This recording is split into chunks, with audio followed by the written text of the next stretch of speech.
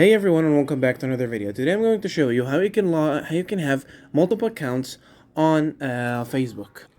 It's pretty easy, and I'm going to show you how you can do it.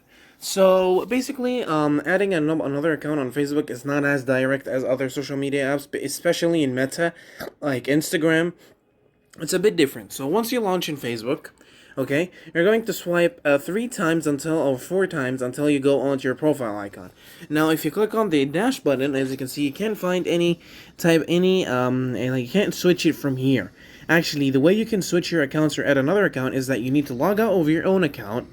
Okay, and once you log out of your own account, you're going to log in into another account, and you're going to add that account. Once you add that account, you're going to find two options. Okay, you're going to find two options. Let me add another.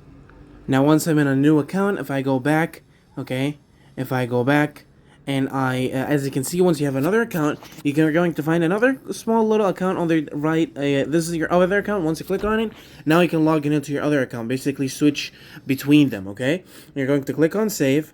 Okay, and once you click on save, as you can see, I'm back in my main account. So yeah, guys, thank you so much for watching. Don't forget to like and subscribe, and I'll see you later.